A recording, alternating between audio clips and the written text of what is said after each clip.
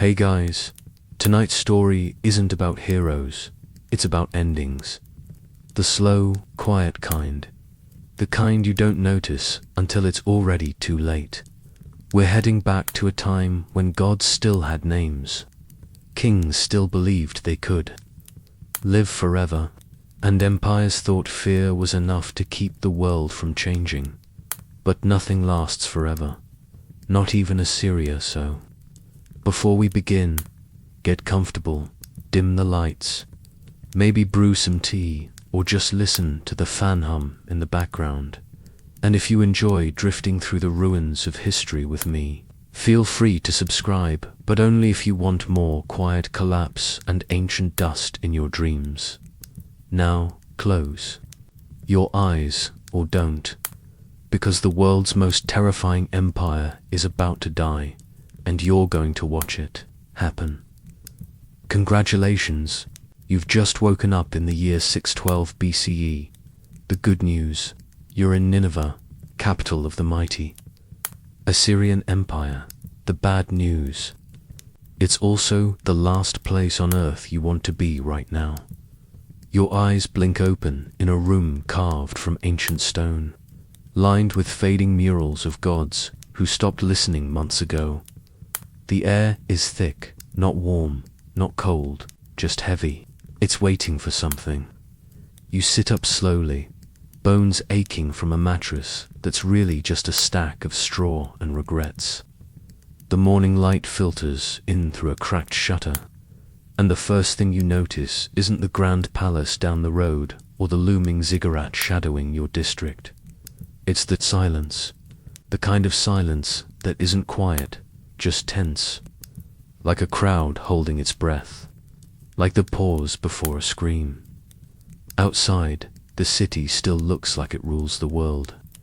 Towering gates, carved winged lions glaring at the horizon, walls thick enough to shrug off a siege, at least in theory. There are soldiers at the gate, priests still marching through temples, scribes still squinting over clay tablets. But beneath it all, something's gone sour. You can smell it. No, really, you can smell it. It's in the air, burnt grain, stale beer, oil lamps left burning too long. There are flies in the granary now, and they're not just passing through, they've moved in, made a home. The market that once buzzed with traders, spices, and shouting now hums with emptiness. A few merchants linger, selling the last of their salted fish and cracked pottery, eyes darting toward the road south, toward Babylon, and away from whatever is about to happen here. Your neighbor, a former soldier turned part-time brickmaker, hasn't come back in 2 days. His wife says he joined a city watch. His brother says he ran. No one's sure who's telling the truth, but everyone knows something is wrong. The scribes are nervous. You saw one yesterday burning a tablet in the alley behind the archive. Just tossed it into a clay oven and walked away like it meant nothing. That tablet might have held tax records, or troop numbers, or a list of people who should suddenly disappear before Babylon arrives. Either way, the fire crackled, and the scribe didn't look back. Even the temple feels off.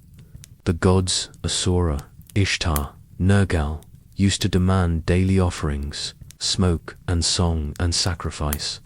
But now the priests seem tired.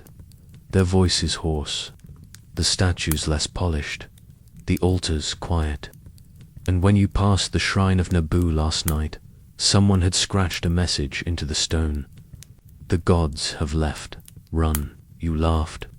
Then you didn't. Because here's the thing about Nineveh. It wasn't built to be quiet. This city was once the loudest thing in the ancient world, not just in sound, but in certainty. It shouted its power, roared its dominance, carved its victories into stone, and then crushed that stone into dust for fun. It made other empires tremble, burned cities, flayed rebels, took your gods, renamed them, and dared you to complain. But now, The shouting stopped. All that's left is the hum of something collapsing in slow motion. You see it in the soldiers. Young boys wearing armor meant for their older brothers. Their hands shake on their spears. Their eyes avoid yours. The kind of fear that makes men fight badly, or not at all. You see it in the faces of the merchants, slipping coins into hidden corners, glancing at the gates like they're waiting for a sign to bolt. Even the donkeys seem uneasy, and donkeys usually don't care about the fate of empires. And above it all, the great palace of Ashurbanipal looms, proud, massive, and weirdly quiet. There's still smoke rising from its kitchens, and the library still guards its endless rows of clay knowledge, but the walls feel hollow. You swear you heard someone crying in the stone halls last night, not shouting, not commanding, just crying. You try to convince yourself it was the wind, but you know better, because whispers are everywhere. Babylon is coming. The Medes are coming. The gods are silent, and Assyria, that beast of bronze and blood, is bleeding out. Not fast, not like a glorious final charge. No, this is slower, more pathetic, like a dying ox in a dry field. Still massive, still dangerous, but too tired to stand, too proud to fall so. Here you are, in the heart of Nineveh, in the last year it will ever exist, and you wonder as you sip your lukewarm barley, drink and stare at a city pretending everything's fine. If you're living through history or just waiting to be buried under it, either way, the ground feels unsteady, and the dust in the air tastes like Ashdod. Welcome to the last days of Assyria. Don't get too comfortable. The walls might not hold, and the scream is almost here. Before we go any further, let's rewind a bit. Step away from the crumbling alleys and half-empty markets of dying Nineveh and look back. Way back to when this empire wasn't choking on its own power, but feasting on the bones of others. Welcome to peak Assyria, the war machine at full throttle. It is a strange kind of greatness. Not the gentle, civilizing kind. Not golden ages and philosophers and wine under olive trees. No. This is an empire made of iron, flame, and psychological warfare. It is the 8th century BCE, and the Assyrians are not here to make friends. They're here to break your city, take your gods, deport your family, and then have a royal scribe file a detailed clay report about how satisfying it was. This was an empire that didn't just win. It wanted you to remember losing, visually, publicly, permanently. Picture this. You're a citizen in a recently conquered town, maybe Elam, maybe Babylon, maybe some no-name river city that just had the bad luck of being on the way somewhere else. You wake up to the smell of smoke, the sound of foreign boots, and the very clear understanding that your God has left the building, your town gates gone, your temple looted, your elders impaled in neat rows, public service, executions, Assyrian style, and if you're lucky enough to survive, congratulations, you're now being marched hundreds of miles away to work on canals, roads, or maybe just stand around and make the capital look cosmopolitan. You might be wondering, why so cruel? Why so thorough? Because fear works. Assyria perfected it. They didn't just conquer, they performed it. The violence was theater, and everyone was expected to attend. Stone reliefs from the palaces show endless parades of horror, flayed men nailed to walls, heads stacked like fruit, kings watching sieges from reclining chairs as if it were opera. And beneath those images, inscriptions, long, boastful ones, like this actual royal quote: "I destroyed, devastated, and burned with fire their cities." I made a pyramid of heads. I flayed their nobles and spread their skins on the walls. That wasn't a villain monologue. That was a press release. The king wanted you to know. He wanted your grandchildren to know, and he had the paperwork to prove it. You see, while Assyria was roasting cities and rearranging borders, it was also obsessively organized. Bureaucracy was one of their superpowers. Everything was written down. Not just who died, but how and why and what they were wearing. Entire archives were filled with letters, logistics, military reports, tax codes, omens, bribes, and the odd request to execute someone for looking suspicious. Clay tablets were their internet, and Assyria had thousands of them.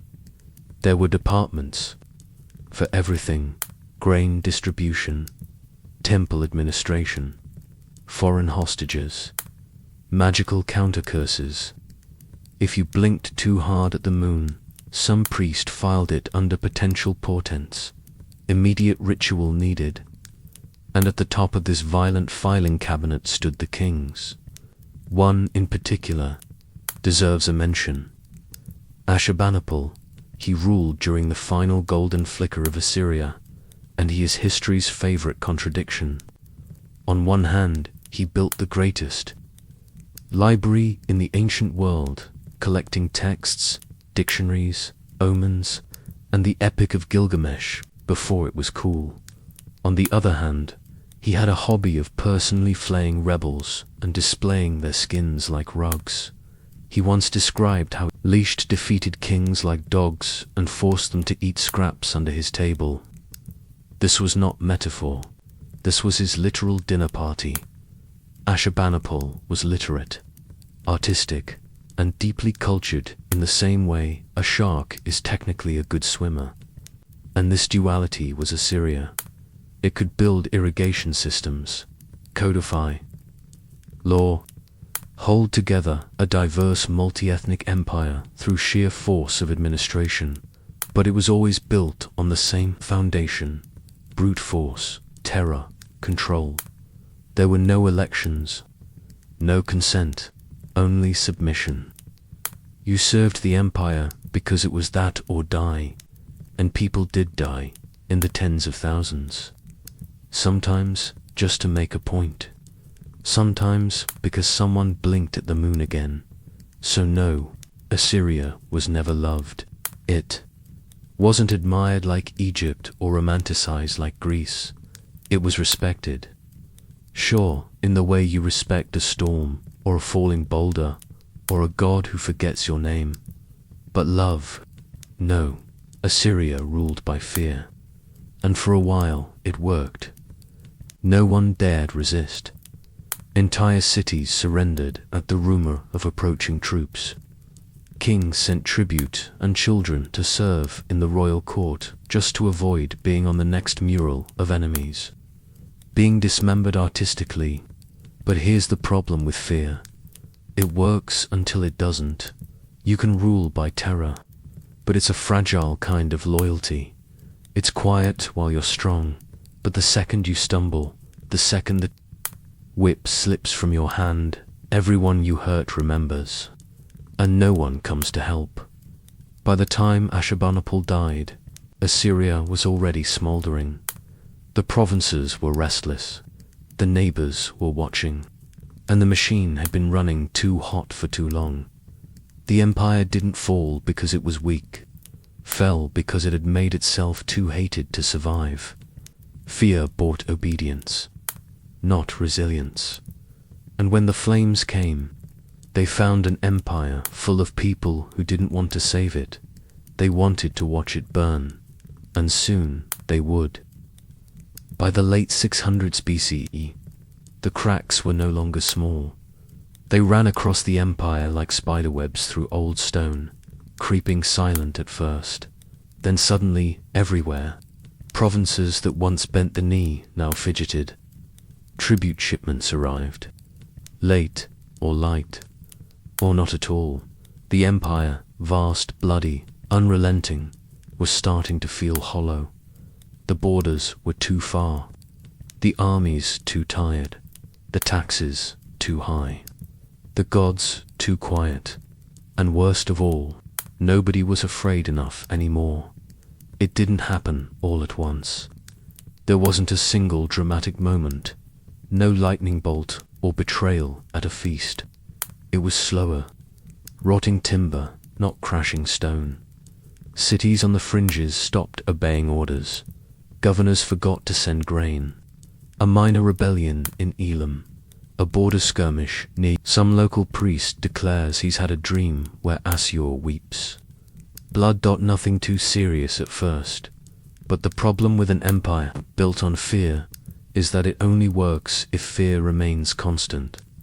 The second you blink, someone tests the leash. So the Assyrian kings did what they'd always done. They tightened the leash. More troops, more crackdowns, more heads on, more spikes. But there was a problem. The empire was tired, the treasury drained, the armies understaffed, the conquered peoples furious, and not forgetting, and the world. The world was catching on. Babylon, long abused, had started sharpening knives. The Medes in the east, once kept in check by military raids and diplomatic threats, now sniffed opportunity in the wind. Even former allies began to drift. Trade slowed. Fortresses crumbled. The roads once paved with the boots of marching. Legions now led to nowhere in particular, inside the royal court. The atmosphere was worse. Imagine you're a royal scribe in Nineveh. Not a warrior, not a priest, just a man with ink-stained fingers and a front-row seat to civilizational dread. Your job, decipher the will of the gods. Not from divine whispers, of course. That would be too easy. No, you read goat livers at sunrise. A goat is brought into the palace courtyard. You murmur a prayer. The priest nods. Someone slits the animal's throat with a bronze blade, dulled by overuse and overbelief. Then comes the reading. You stare into the warm, slick folds of its liver like they're a divine roadmap. You note the marks, the shape, the color. You squint at a bulge near the gallbladder and decide this liver is concerned, deeply concerned. So you press a clay tablet, carefully etch your warning, and deliver it to the palace chamberlain with shaking hands. The signs are unclear. The moon did not rise as expected. The goat's liver shows disruption of divine favor. Possibly famine, possibly war. Recommend sacrifice. Maybe several. The king, tired, nods without looking at you. He's more focused on a letter from a southern outpost. Rebels again. That's the third this week. You return to your tiny stone cubicle, where a shelf of unread omens leans sideways from overuse. Your desk is cluttered with cracked tablets, broken styluses, and half-burned incense meant to keep the gods interested. It's not working. Last week, there was an eclipse. People screamed. Farmers refused to plant. A cook refused to touch meat. For 3 days. One guard quit outright, saying the gods had turned their faces. You're not even sure he was wrong, these days. Your dreams are full of broken ziggurats and burning fields. The stars seem colder. The wind through the halls of the great palace sounds like something exhaling. And in the archives, the new tablets come faster than anyone can read them. Reports of locusts in the west, a dried-up canal in the north, bandits. In cities that don't have names anymore. You write it all down, because that's your job, too. Catalogue the unraveling, the kings, whoever happens to be king that week, demand answers. They want signs, certainty.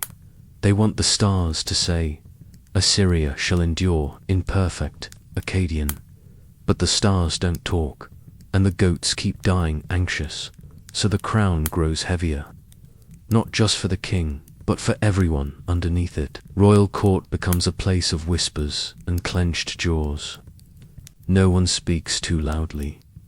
No one sleeps too soundly, because nothing feels certain anymore, except that something, somewhere, is coming. Something bad, and still, the brutality continues. More campaigns, more forced marches, more cities flattened just to remind the rest what happens when you hesitate. But even this starts to backfire. The conquered lands aren't just angry, they're emboldened. They start coordinating. Whispers become messages. Messages become pacts. The violence no longer inspires obedience, it inspires revenge. Meanwhile, the treasury runs low. Paying soldiers becomes harder. Feeding cities becomes an exercise in divine begging, and no one begs louder than Nineveh. The king sends envoys to old allies. Most don't respond, some defect outright. The Medes sniff blood in the water. Babylon sharpens its knives, and still the omens come. A raven seen flying backward. A flood in a city that hasn't rained in months.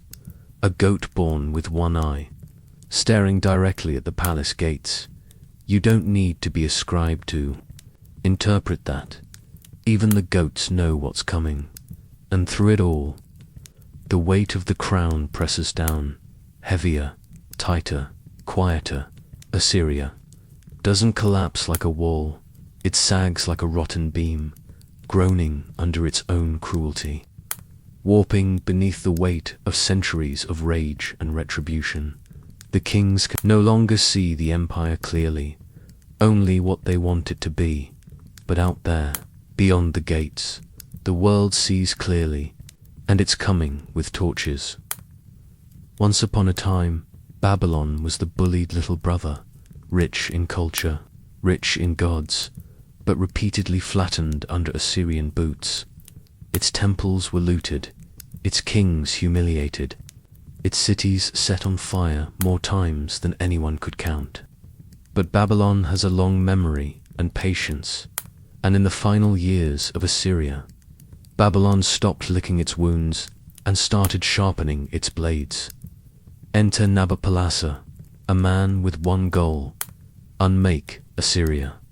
He wasn't alone, because the thing about being a bully for 2 centuries is, eventually, the entire neighborhood wants you dead.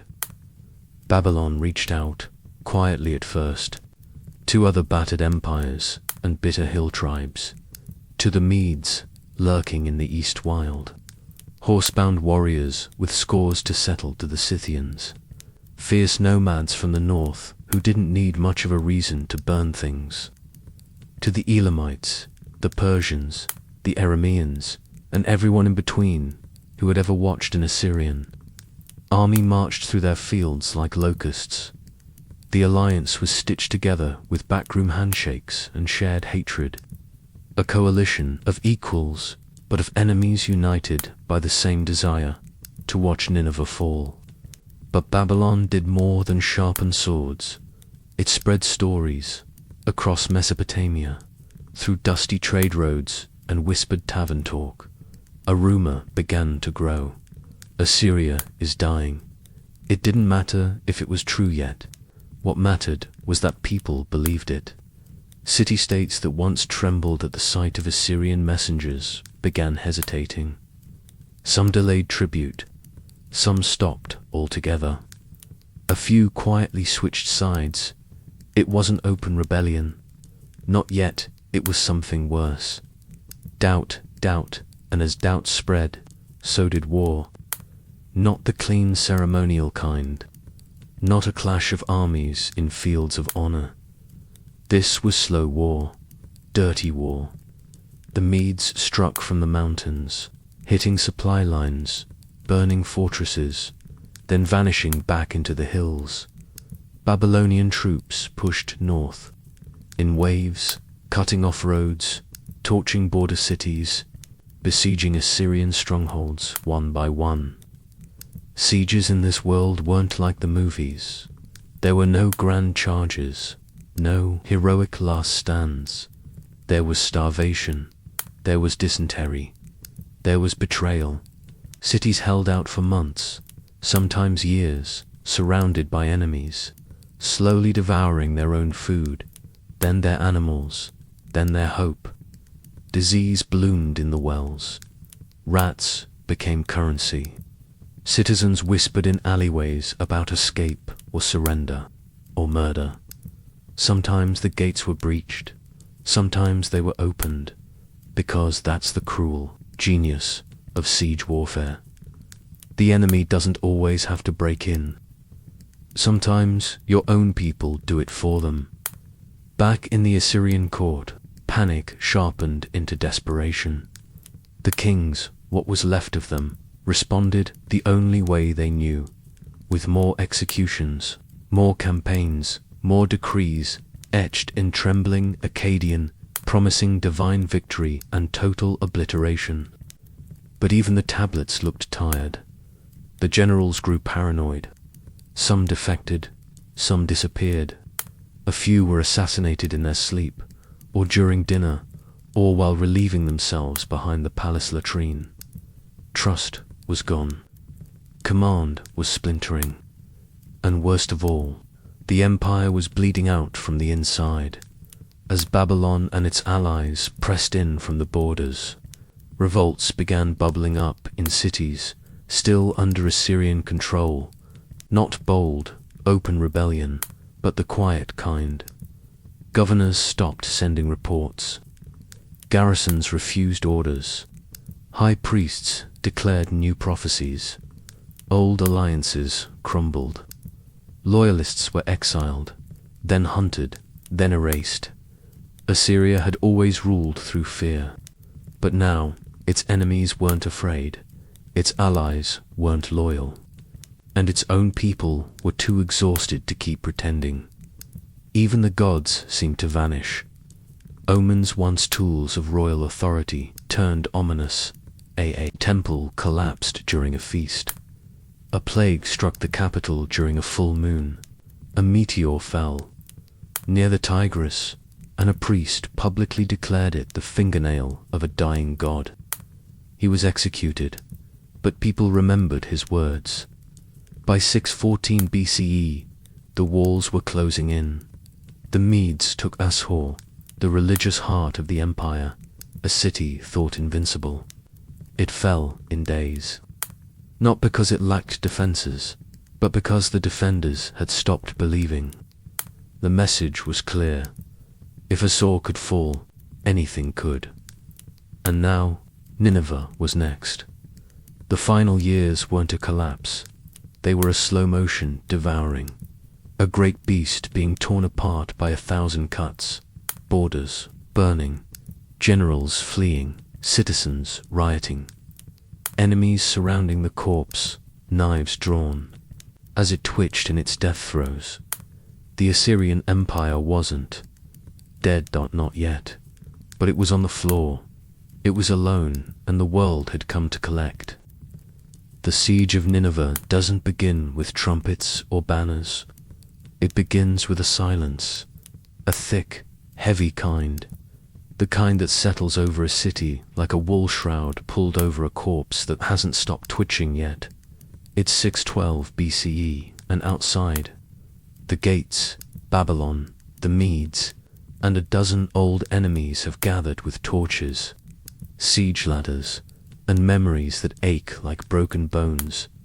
Inside the walls, you still hear, still breathing, but only just.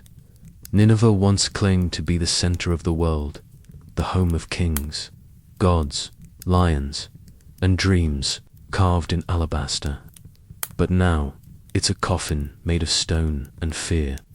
The markets are empty, the granaries locked, the water bitter. You haven't eaten properly in days. No one has. Bread has become legend.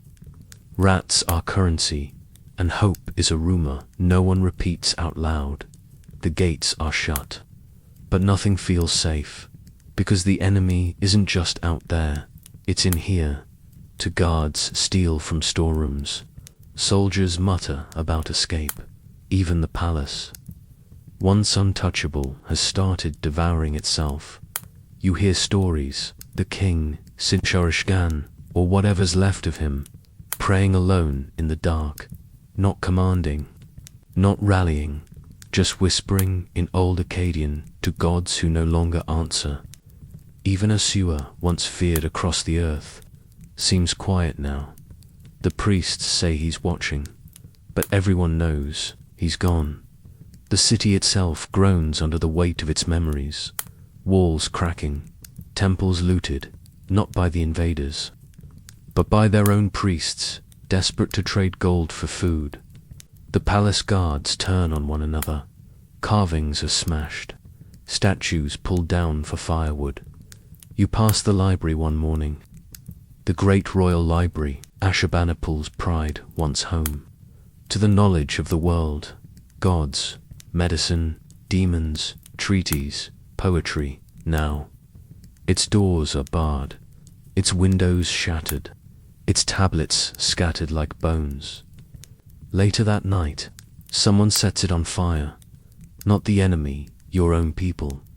They say it was an act of mercy, to deny the enemy your history, to erase yourselves before someone else could do it louder.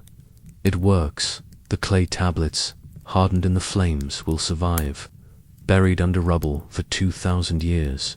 But the scribes, the authors, the voices, smoke, all of them. By the 3rd month of the siege, the rivers have turned against you. The Tigris, once your protector, your trade route, your source of life, floods. The old canals, poorly maintained, burst, walls crack, streets drown. And for a brief, mocking moment, the invaders don't need siege towers. The water opens the city for them. They pour in like wolves through a broken pen. And that's when Nineveh finally dies.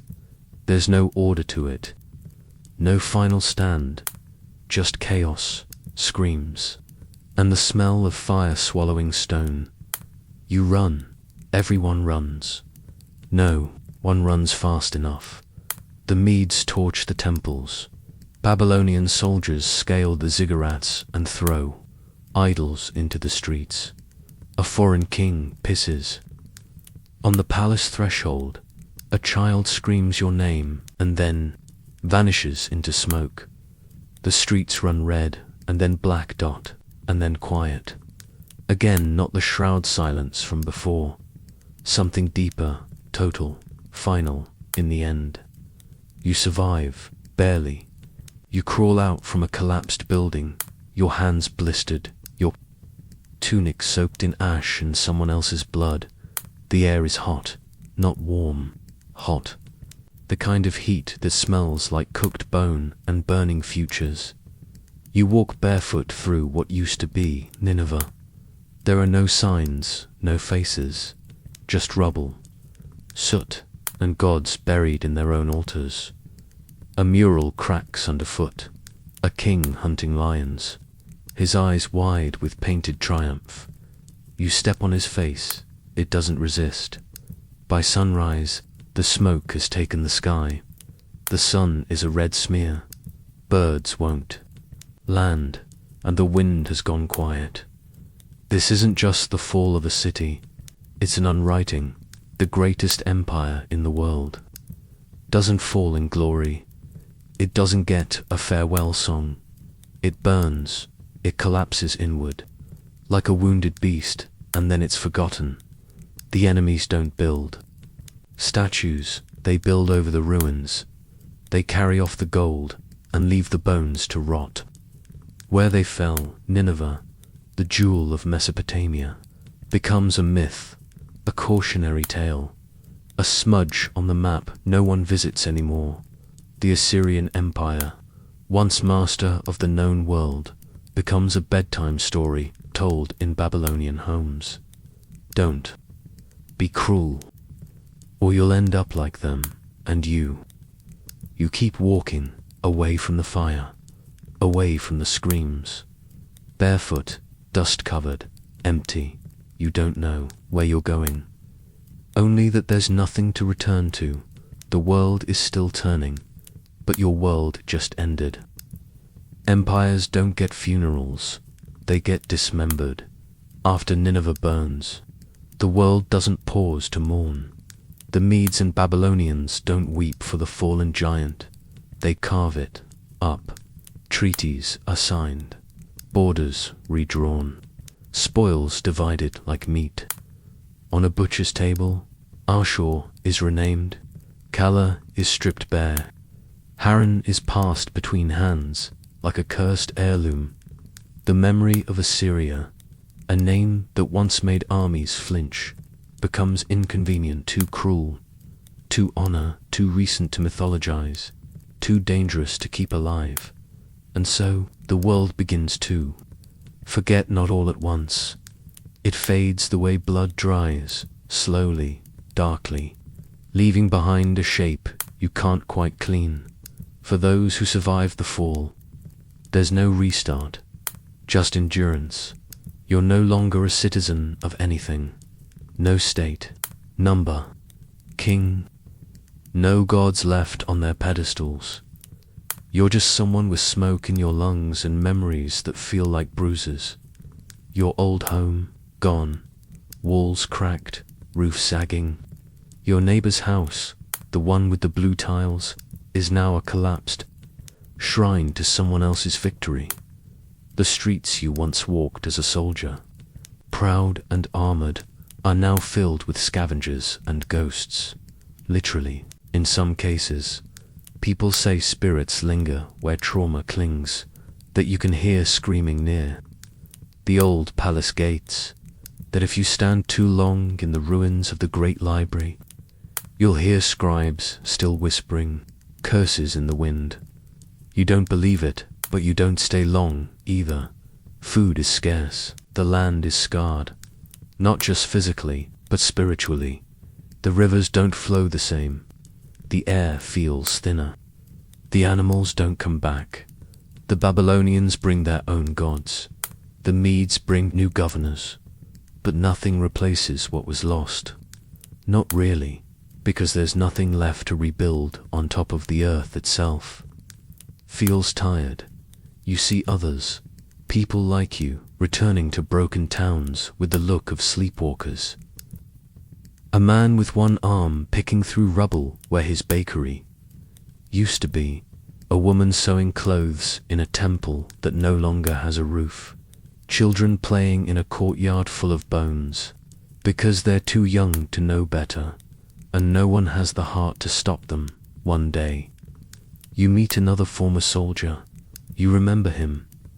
You served together near the Tigris once, back when you still had uniforms, and enemies were things that bled when stabbed.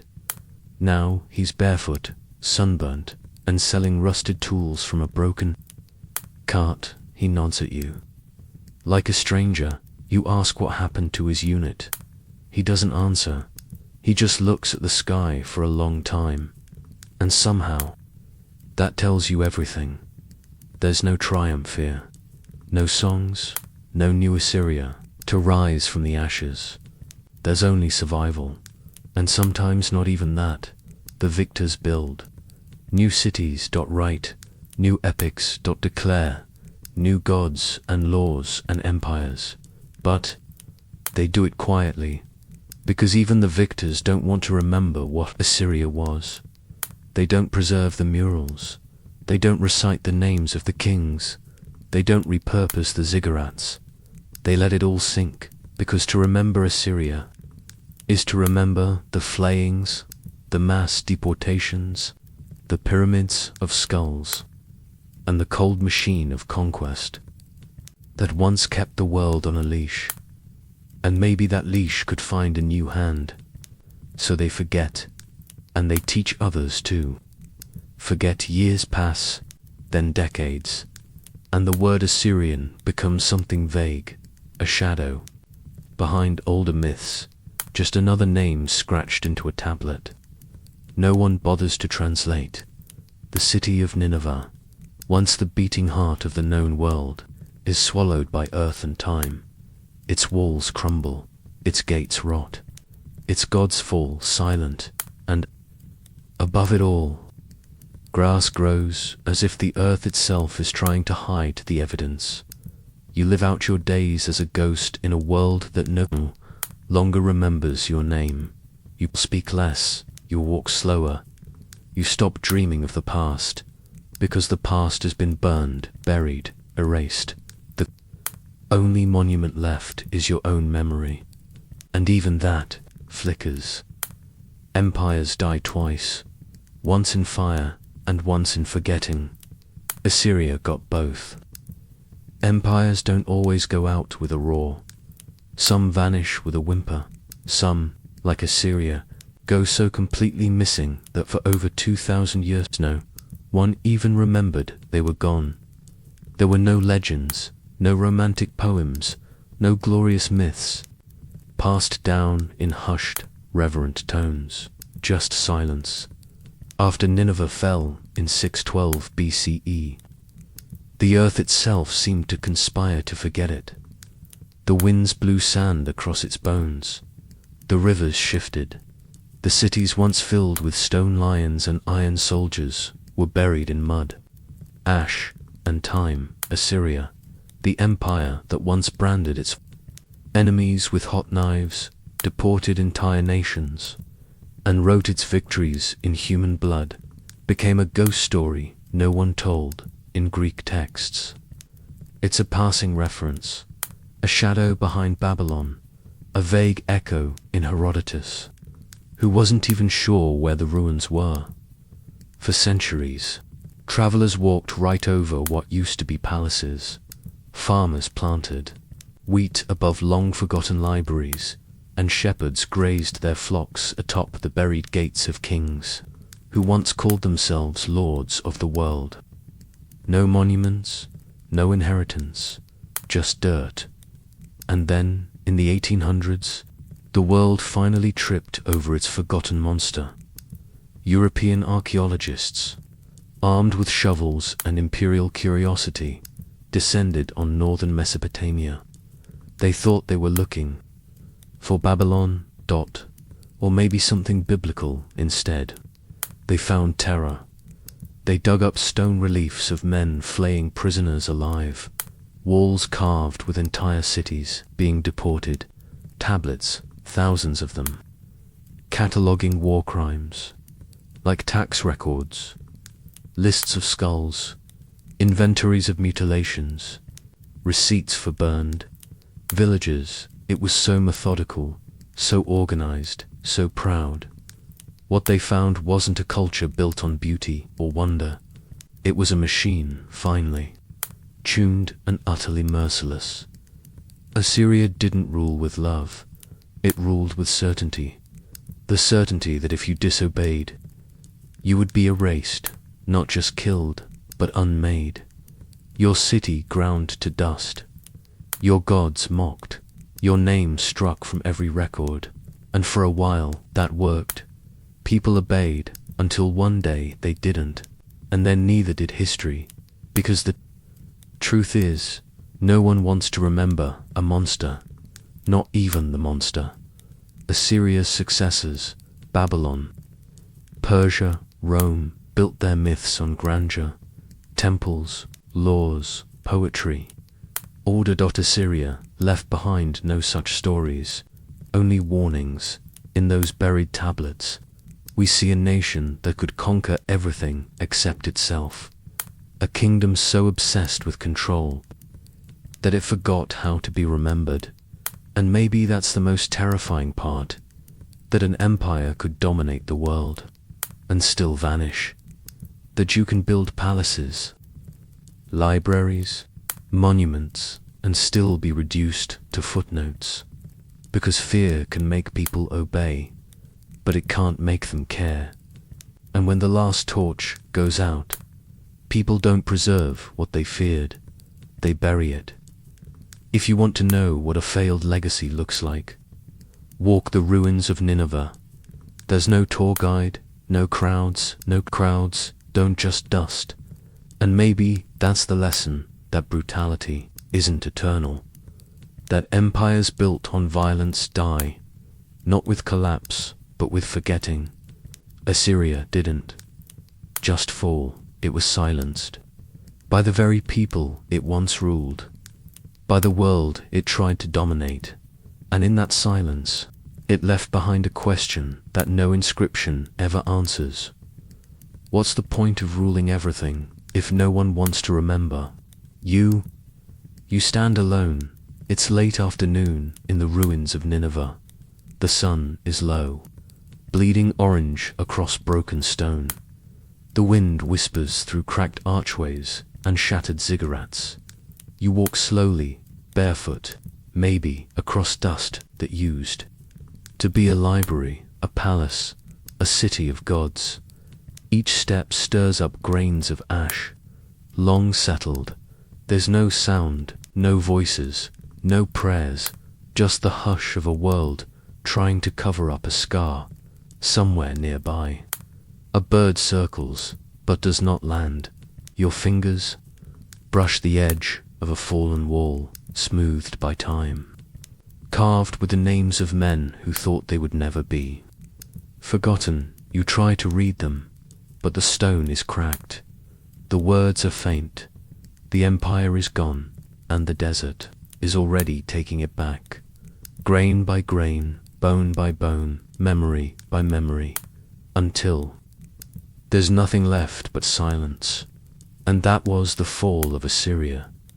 Not with glory, not with songs, just dust, silence, and the slow work of forgetting.